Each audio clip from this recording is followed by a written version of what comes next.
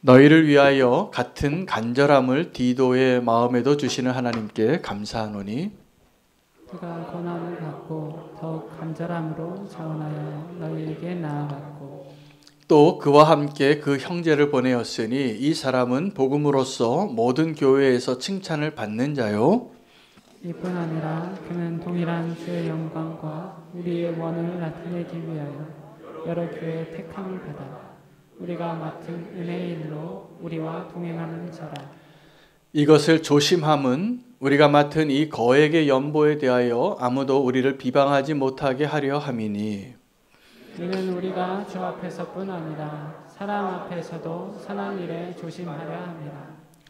또 그들과 함께 우리의 한 형제를 보내었노니 우리는 그가 여러 가지 일에 간절한 것을 여러 번 확인하였거니와 이제 그가 너희를 크게 믿음으로 더욱 간절하니라.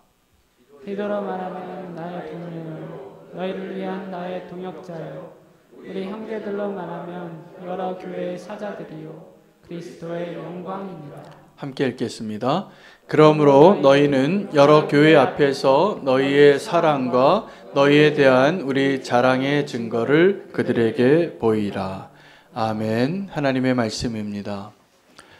바울은 고린도 교회 성도들에게 1년 전부터 준비해왔던 가난한 자들을 위한 가난한 교회를 위한 헌금을 부탁했고 그들이 아직 결단하지 못하고 있다라는 소식을 들었기 때문에 그 헌금을 좀 준비하라고 요청하고 있고요. 오늘 본문은 그 교회를 돕기 위한 그 거액의 연보를 어떻게 다루어야 하는가에 대한 본문이 되겠습니다. 그래서 오늘 이 본문을 가지고 선한 일에 조심하라 라고 오늘 주님의 말씀을 전합니다. 오늘 이 말씀대로 우리가 악한 일에 뿐만이 아니라 선한 일에 우리가 깨어 있어서 하나님이 기뻐하시는 하나님의 동역자로 하나님의 도구로 꼭 쓰임 받으시기를 축복합니다. 그러한 우리는 교회가 되기를 소망하며 오늘 말씀을 전합니다. 여러분, 우리가 선한 일과 악한 일 가운데 어떤 일을 더 조심해야 할까요? 성경은 일관적으로 악한 일에는 좀 어리석어도 되고 선한 일에 지혜로우라고 얘기합니다.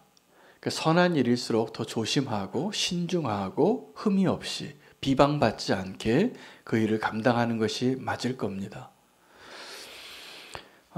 우리는 그러면 질문을 해봐야 됩니다. 무엇이 선한 일인가? 하나님은 선하신데 우리에게 또 하나의 기준이 생긴 겁니다. 금지된 과일을 먹은 후로. 그래서 사람들은 다 자기 나름대로 이것이 선하고 이것이 악하다는 기준을 가지고 살아갑니다. 그 기준에 맞지 않으면 심지어 하나님까지도 우리는 정죄하고 십자가에 못 박습니다. 그런 일이 일어나게 된 이유, 시작점은 금지된 과일 때문이었습니다. 여러분, 하나님의 그 선하심이 우리를 통하여 열매를 맺고 성취되기 위하여 오늘 그 선한 일에 조심할 수 있는 하나님의 분명한 음성을 들을 수 있게 되기를 원합니다. 악한 일을 할 때에도 어떤 범죄자가 나중에 제가 이렇게 어떤 사람이 얼마나 형을 받는가를 봤더니 그 악한 일을 어떤 범죄를 하나 범해도 그것을 치밀하게 계획한 범죄는 가중하더라고요. 그것을 계획하고 지은 범죄하고 우연히 지은 범죄하고 하나님도 구별하십니다. 똑같이 살인을 해도 내가 의도하지 않은 그 살인이 일어날 때 도피성에 피하게 하셨어요. 그러나 그 도피성에 피할지라도 고의로 어떤 사람을 죽이려고 한 사람은 성소의 뿔을 잡아도 내려와서 죽이라고 했어요.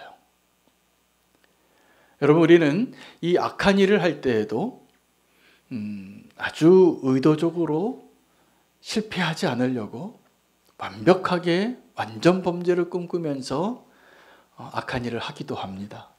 그런 사람들 많습니다. 차라리 악한 일을 할 때는 실패하는 게 축복이죠. 들키는 게 다행이고 드러나는 게 구원받는 길에 더 가까운 일입니다. 그런데 우리가 선한 일에 대해서는 이렇게 생각하는 경우가 많은 것 같아요. 선한 일은 좀 실패해도 되고 안 해도 된다고. 근데 성경은 뭐라고 얘기하냐면 너희가 선을 행하는 것을 알고도 행하지 않으면 죄니라.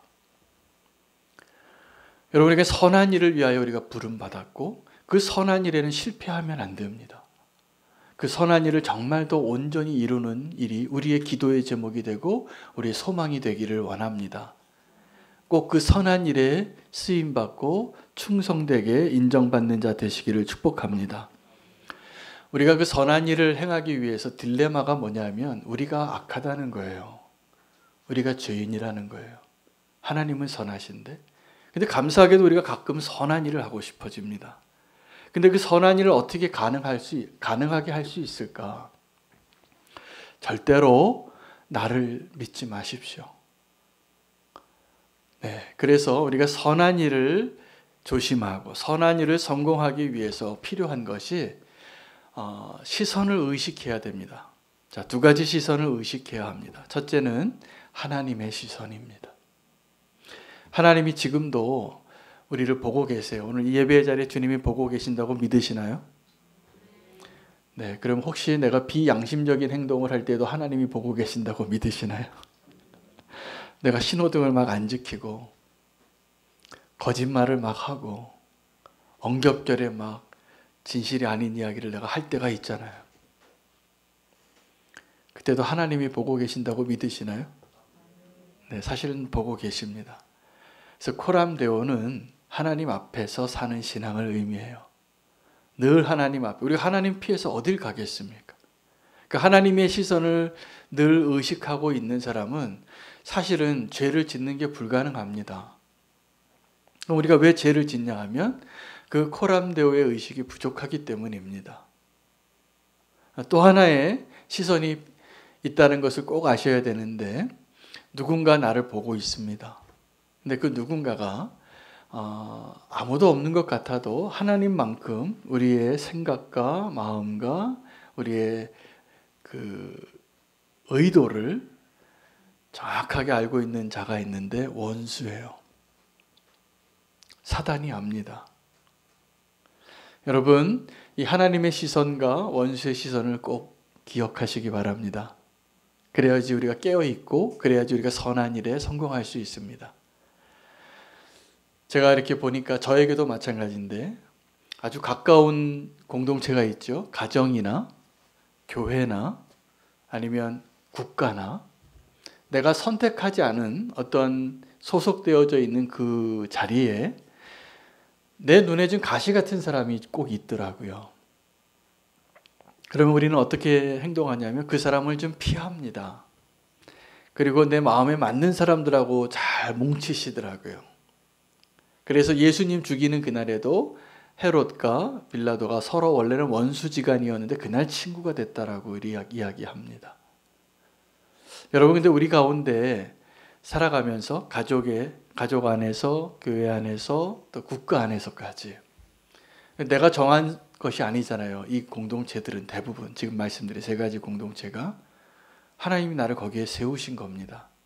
근데 거기에 내 눈에 가시 같고 내 의견과 좀 다르고 나를 반대하는 사람이 있다는 것을 내가 알고 있다면 그 사람 때문에 꼭 감사하십시오. 그 사람이 있어서 내가 삽니다. 그 사람이 어떻게 생각할까? 그 사람이 또 무슨 말을 할까? 그 사람이 이거 보면 또 나에게 뭐라고 또 말을 할까? 예측이 되잖아요. 그래서 내가 바로 산다니까요. 그게 나쁜 게 아니에요. 유익이 많아요, 보니까. 그래서 나 좀 미워하는 사람 옆에 두는 게 축복입니다. 우리는 이렇게 기도하죠. 하나님, 나 저 가시 좀 제거해 달라고. 물론 바울은 이 자기 육체의 고난을, 이 가시를 제거해 달라고 했는데 하나님이 그 육체의 가시를 허락하신 이유를 바울이 나중에 깨닫고 3번 기도하고 멈췄어요. 왜냐하면 바울이 본 것이 너무 많아요. 이 3층 천을 갔다 왔어요. 다른 사람이 비교할 수 없는 천국을 경험한 거예요. 하나님의 뜻을 분명히 알게 된 거예요. 그래서 하나님이 내 은혜가 지금 족하다고, 너로 하여금 자고하지 않게 하려고 가시를 줬다고. 여러분, 주변에 가시 같은 사람, 원수 같은 사람, 그 사람이 하는 말 나를 찌르고 아프게 하고 그 사람 떠나가지 마세요. 하나님 또 다른 가시를 준비하셔야 돼요. 여러분을 위해서. 그래서 그냥 그 시선이 있고 그 사람을 차라리 내가 의식하고 내가 조심해서 사는 게 내가 살 길이에요. 그것이 상황이 됐던 사람이 됐던. 감사할 것밖에 없더라고요. 도리어 위험한 시선은 어떤 거냐면 내게 박수치는 사람들의 시선입니다. 나를 막 좋아하고 나에게 막 박수를 쳐주고 어떻게 그렇게 잘하냐고, 어떻게 그렇게 착하냐고, 어떻게 그렇게 존경스러우냐고. 여러분, 그런 말 하는 사람 말이 좋잖아요. 나를 아주 위태롭게 하는 말들입니다. 그런 걸 쫓아가지 마시기를 바랍니다. 그러니까 주의 일을, 선한 일을 할 때 우리가 정말 조심해야 할 일이 바로 이런 거예요. 오늘 바울이 이 주제, 선한 일에 조심하라 라는 주제를 소개하게 된 이유는 거액의 연보를 그가 배달하고 있었습니다. 근데 바울을 보니까 이 바울은 돈을 다루는 데 있어서 잘 훈련된 사람이었습니다. 여러분도 꼭 그렇게 되시기를 저는 바랍니다. 이 돈을 다루는 일에 꼭 훈련되시기를 바랍니다. 그러면 하나님께서 더 많은 걸 맡기실 겁니다. 여러분, 돈에 대해서 훈련받길 원하십니까? 그럼 제가 그 다음에 준비한 원고를 나누겠습니다. 그걸 원하신다면 돈에 대해서 훈련받는 분이 되길 원하신다면 첫 번째, 돈이 무엇인가를 알아야 됩니다. 돈은 작은 겁니다. 잘 기억하십시오. 성경에 돈 얘기를 굉장히 많이 하는데 우리가 또 돈 다 좋아하는데 지난주 설교 주제 기억나시나요? 네, 저는 기억이 잘 납니다. 왜냐하면 지난주 설교로 나누신 마을의 이야기를 제가 어저께 듣거든요. 근데 지난주 설교 주제가 부자가 되는 것과 부욕해 하는 자가 되는 것에 대한 말씀이었습니다. 기억 혹시 나시는지 모르겠지만, 근데 그 마을 리더분들이 그 나눔을 이제 저에게 나눠 주셨는데 솔직하게 다 얘기하시더래요. 부자 되는 게 좋다고. 그런데 부욕해 하는 자가 되기로 결단하셨다고. 너무나 감사합니다. 근데 이게 정확하게 우리의 마음이에요. 우린 다 부자 되길 원해요. 그런데 만약에 우리가 그 돈을 다루는 법을 훈련받지 않고 부자 되면 그 사람에게 재앙이에요. 분명히 그 사람 망가뜨립니다. 돈이 없어서 망가지는 것이 아니라 돈이 많아서 망가져요. 여러분, 돈은 작은 겁니다. 그거 꼭 아셔야 돼요. 근데 이 작은 것을, 돈은 중립적인 가치가 있는 거거든요. 이 돈을 가지고 나쁜 일을 할 수 있습니다. 얼마든지. 내 쾌락을 위해서 살 수 있습니다. 얼마든지. 근데 이 돈을 가지고 많은 사람을 도울 수도 있습니다. 얼마든지.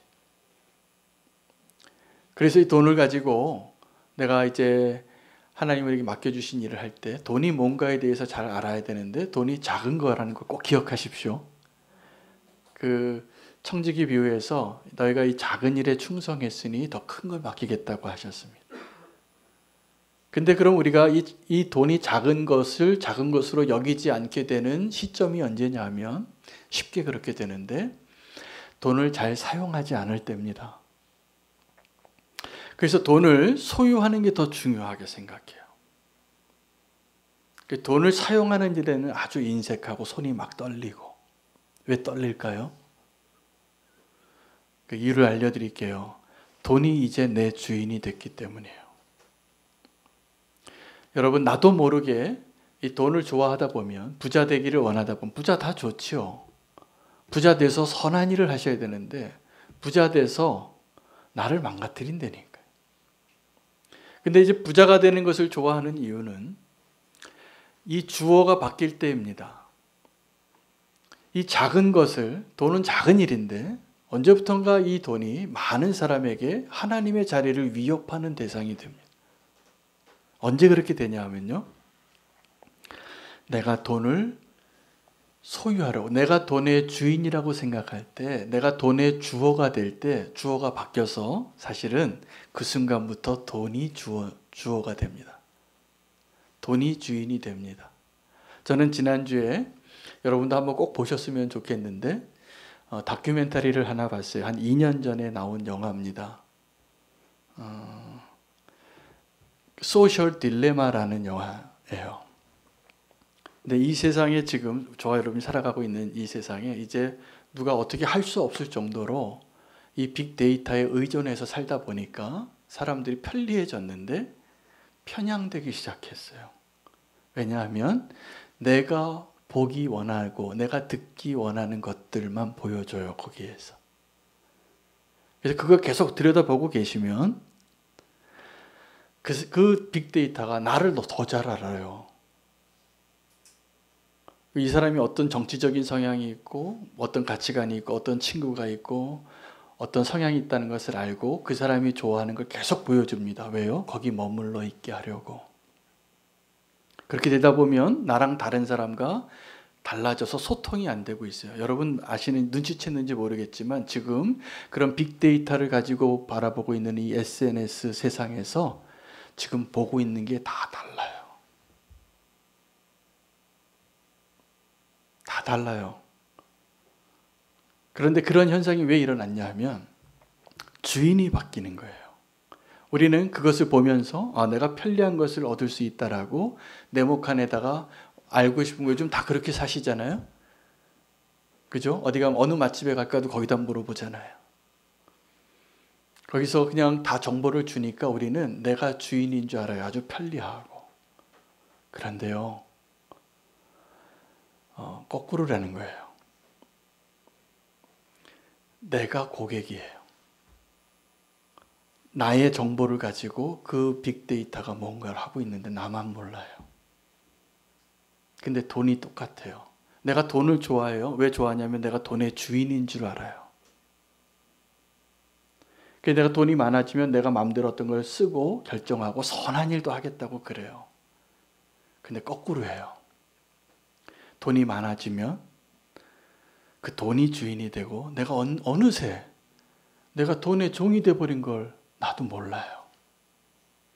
그래서 정말 선한 일에 깨어 있어야 돼요. 조심해야 돼요. 돈을 작은 것으로 여기시기 바랍니다. 돈을 다루는데 돈을 소유하려고 하지 말고 자꾸 돈을 사용하세요. 잘. 그게 돈의 주인이 되는 길이지, 내가 돈을 자꾸 소유하려고 할수록 내가 돈의 종이 될 가능성이 아주 높습니다. 욕심이 있어서. 자기를 믿지 마셔야 돼요. 여러분, 이 바울이 이 선한 일을 하는데 조심해서, 그리고 돈을 사용하는 데서 잘 훈련된 사람이었기 때문에 그에게 돈이 많았다는 것을 아셨습니까? 저는 바울의 서신서를 보면 맨날 배고팠다 그러고 힘들게 살았다 그러고 고난을 받고 살았다 그래서 돈이 없는 줄 알았는데, 오늘 본문을 준비하다 여러 다른 본문들을 살펴보니까 바울은 항상 돈을 많이 가지고 다녔던 사람입니다. 그 증거가 사도행전에 그가 예루살렘에서 재판을 받을 때, 그때 총독이 벨릭스에서 베스도로 바뀌었습니다. 2년 있다가 바뀌는데 사람들이 이 바울을 포로로 체포해서 그에게 구속해서 구치소에 있는 동안에 이 총독이 계속 찾아오는 거예요, 바울을. 그때 바울이 2년 동안 이 벨릭스에게 어떤 말씀으로 전도하고 가르쳤냐면 제자를 양육했습니다. 그 총독에게 의와 절제와 다가올 심판에 대해서 계속 얘기했는데 은혜를 받아요. 그런데 불행하게도 이 벨릭스는 그 은혜 받고 회개하고 결단하고 예수님의 제자가 되는 일에는 실패합니다. 그리고 뭐라고 기록하냐 하면 바울에게서 돈을 좀 받기를 기대했다는 거예요. 상식적으로 한번 우리가 헤아려 보면 이 총독이 돈을 바랄 정도로 현금이 많았어요, 바울에게. 이 가난한 교회를 돕기 위하여 오늘 거액의 연보라고 했거든요. 액수가 적혀 있지는 않지만 총독이 그 돈에 눈독을 들일 만큼 돈을 들고 다녔는데 바울은 이 돈에 대해서 작은 걸로 여겼고 엄격하게 자기를 신뢰하지 않고 돈을 다룹니다. 그가 죄를 하는데 왜 맨날 배고픈 얘기가 나오냐? 그 돈을 건들지 않기 때문이에요. 하나님 나라를 위하여 사용되어질 돈과 자기가 써야 할 돈은 분명히 다른 바구니에 있는 돈이어야 합니다. 이거 섞으면 큰일 나요. 이게 훈련하는 일의 첫걸음이에요. 구별하는 거. 그 자기를 믿지 않습니다. 그 돈을 그 교회에서 파송한 믿을 만한 사람이 그 돈 지갑을 들고 다니게 해요. 언제까지요? 그 목적지에 도달할 때까지. 그리고 그 일을 혼자 하지 않게 하는 것이 중요합니다. 여러분, 저는 저도 저를 잘 안 믿습니다. 저도 제가 유혹받을 상황과 환경에 있으면 제가 쓰러질 사람인 걸 저는 인정해요. 저를 너무 믿지 마세요. 제가 아주 대놓고 얘기합니다. 저는 아주 연약한 사람이기 때문에 그 유혹받을 환경에 있으면 그 대상이 뭐가 되든지 저는 넘어질 사람이니까 저를 거기에 놓지 마세요. 저는 그렇게 안 하려고 노력하고 있습니다. 지금도. 그런데 어떤 사람이 날 좀 믿어달라고 라고 말하면 그런 사람은 절대로 믿지 마세요. 그 사람이 얼마큼 믿을 만한 사람인지는 모르겠지만 한 가지가 분명해요. 자기를 신뢰하고 있어요. 왜 나 못 믿냐고,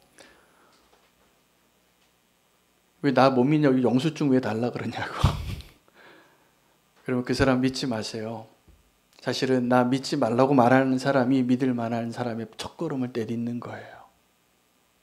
저는 우리 교회에 재정 담당하시는 분들에게 꼭 부탁을 합니다. 이 도장하고 인증서를 다른 분이 좀 갖고 계시라고. 굉장히 불편합니다. 사실 별거 아닌데. 그리고 맘만 먹으면 얼마든지 나쁜 일이 일어날 수도 있어요. 그러나 그렇게 하는 게 그분들을 돕는 거예요. 좀 불편하더라도. 왜냐하면 우리는 다 돈 앞에 아무도 완벽하지 않아요. 우리는 성적인 일에 그 누구도 완벽하지 않아요. 우리는 그 권력 앞에 그 누구도 완벽하지 않아요. 그러면 우리가 그 어떤 사람을 도우려면 그 사람을 믿지 않고 그 사람을 그 일을 잘 감당할 수 있도록 도와주는 것이 그 사람을 돕는 겁니다. 저는 선교단체에 오래 있다 보니까 아주 훌륭한 선교사님들이 그 오지에 혼자 있는데 선교비를 여러 사람한테 받아요. 근데 그 재정 보고서를 누구에게도 보고할 데가 없는 선교사님이 위태롭다는 것을 제가 압니다. 그 선교단체가 도와주는 게 뭐냐 하면 어떤 선교사님의 후원금을 당신이 받는 후원 내역을 다 정직하게 보고하고 이 단체를 통한 계좌를 통하여 받겠냐고 약속을 받고서는 그 단체의 일원이 되는 거예요. 그래야 안전합니다. 그거 하면서 행정비도 떼요, 막. 그 선교단체에서. 그 후원, 선교사들이 다 가난한데, 그래도 그런 안전한 시스템 가운데 있어야지 하나님의 일을 할 때 안전하게 하는 거예요. 근데 어떤 분들이 선교 사역을 너무 잘하는데, 아주 감동적인 사역의 현장의 이야기가 많은데, 그런 시스템이 안 돼 있으면 저는 사실은 안 믿습니다. 정말입니다. 그리고 그것을 도와주는 사람들이 필요한 거예요. 그래서 그 일을 돕는 게 교회고 그 일을 돕는 게 선교단체인 거예요. 왜냐하면 사람은 다 연약해요. 제가 너무나 자랑하고 지금도 그 단체 저도 후원하고 있고 또 후원하라고 권면하고 있는 단체가 하나 있는데 컴패션이라는 단체예요. 이전에도 한번 말씀을 드렸지만 이 단체는 아픔이 많아요. 우리나라 6.25 전쟁 때 이 가난한 고아들을 돕기 위해서 미국에서 선교사님이 시작한 단체인데 처음에 10년 이상을 더 오랜 세월을 고아원을 세우고 막대한 자금이 다 흘러갔는데 다 돈이 중간에 없어졌어요. 그 고아원 원장님들이 자기 돈으로 축복한 일들이 나중에 막 드러난 거예요. 이런 시스템이 안 돼 있어서. 그래서 그 단체가 사람을 믿지 않기로 결론을 내려요. 그래서 어떠한 돈이 흘러가더라도 영수증을 첨부하고 그 처음에 들어온 돈과 나간 돈이 다 보일 수 있는 증거를 가지게끔 시스템을 만들어 놨어요. 그랬더니 어떤 일이 일어났냐면 이 단체가 믿을 만한 단체가 된 거예요. 그래서 더 많은 후원금이 오기 시작해요. 여러분, 선한 일을 할 때 그 방법이 굉장히 중요하더라고요. 선한 목적만 중요한 것이 아니라 그 선한 방법이 중요해요. 오늘 바울은 그걸 얘기하는 거예요. 그 일을 함에 있어서 자기를 믿지 않아요. 그래야만 해요, 여러분. 언제요? 선한 일을 할 때. 우리가 선한 일을 하면 착각합니다. 내가 선한 사람인 줄 알고. 제가 처음에 얘기한 것처럼 이 선한 일을 하는데 문제는 우리가 죄인이라는 거예요. 그래서 선한 일을 할 때 그 선한 방법으로 안 해서 아픔이 많았습니다. 지금 바울이 고린도 교회에게 너희가 1년 전에 약속한 거액의 양보를 지금 준비하라고 얘기하면서도 지금 하고 있는 메시지의 핵심은 그 선한 일을 하는데 조심하라고. 여러분들이 선한 일을 하는데 조심하라고 하는 이 조심하라는 단어가 영어 성경에는 take pain이라고 되어 있어요. 그러니까 수고하라는 거예요. 그러니까 조심하라는 게 깨어있고 염려하고 두려워해서 이것을 피하고 이걸 얘기하는 게 아니라 선한 일에 쉬운 길을 택하지 말라는 거예요. 수고하라는 거예요. 어려운 방식으로 그 선한 일을 감당할 때만 열매 맺습니다. 우리가 선한 일을 하면서 흔히 이렇게 은혜로 하자고. 저 그거 안 믿습니다. 그렇게 하는 사람들이 다 이상한 일을 했어요. 그 선한 일 할 때 더 원칙적으로 우리가 교회 일 하는데 1,000원짜리 아이스크림 하나 사고도 영수증 달라 그러면 기분 나쁘게 나를 못 믿냐고 이렇게 얘기하시면 안 돼요. 더 철저하게 그런 걸 지키셔야 돼. 왜요? 선한 일이니까. 이유는 비방 때문에 그렇습니다. 이 선한 일을 하는 데 있어서 꼭 비방하는 자가 있어요. 틈만 나면 그것을 붙잡고 비방하는 자가 있다는 것을 반드시 알아야 합니다. 그 비방하는 자가 원수죠. 원수가 주특기가 뭐냐면 거짓말하는 거, 누굴 고소하는 거예요.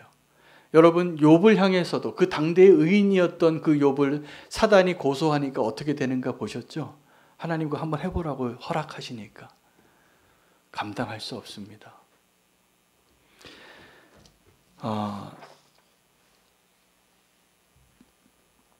미가서의 유다서 1장 9절에 미가엘 천사가 그 사단과 함께 논쟁하는데 그 모세의 시체를 놓고 다투었어요.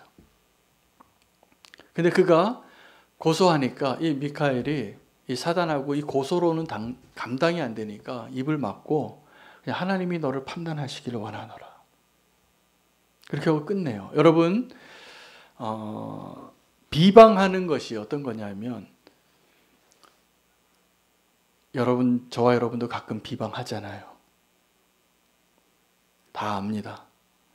우리가 비방해요. 왜냐하면 비겁해서 그러는 거예요. 어떤 어려운 일이 있을 때 누군가를 비방하고 누군가를 탓하고 누군가의 책임이라고 이야기하는 것은 우리가 할 수 있는 가장 쉬운 선택이에요. 그냥 비방하면 돼요. 저 사람 때문이라고. 그래서 우리가 얼마나 비방을 많이 하는지 몰라요. 특히 지도자들에 대해서. 다 지도자 탓이래요. 다 비방해요. 근데 주의 일은 어떻게 해야 되냐면 비방받지 않도록 해야 하는 겁니다. 제일 쉬운 일은 내가 그냥 비방하는 거고 제일 어려운 일은 원수가 비방하지 못하도록 그 일을 완벽하게 하는 거예요. 주의 일을 할 때 우리가 원수가 비방하지 못하도록 그 일을 조심하시기를 부탁드립니다. 이게 주의 일인데 이게 선한 일인데 원수가 뭐라고 비방할 거리가 너무나 많아요. 그래서 기회만 있으면 그것을 잡고 하나님의 영광을 가리고자 하는 일들이 일어날 것입니다. 선한 일을 선한 방법으로 하는 것이 조심하는 것입니다. 그 일에 바울이 혼자 하지 않고 그 일을 동력할 사람을 찾았는데 마침 있었어요. 디도예요. 그리고 오늘 또 이름은 나오지 않지만 또 다른 형제라고 나옵니다. 그 일을 혼자 하지 않았다는 것이죠. 근데 그 디도나 또 다른 형제의 공통점이 뭐냐면 동일한 갈망이 있는 거예요. 동일한 간절한 그 마음과 함께 자원하는 마음이 있는가. 이 선한 일을 조심하는 것, 선한 일에 수고하는 것은 사실은 안 해도 되는 일 같이 보이거든요. 근데 그 일에 하나님이 저와 여러분을 부르셨다면 이제 우리는 그렇게 일해야 합니다.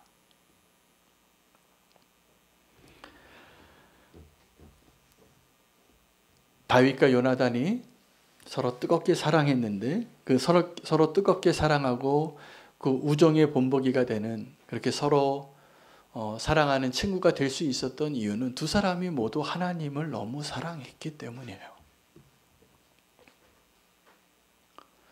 여러분, 선한 일에 부름받고 함께 동력할 수 있는 그 한 사람 되시기를 축복합니다.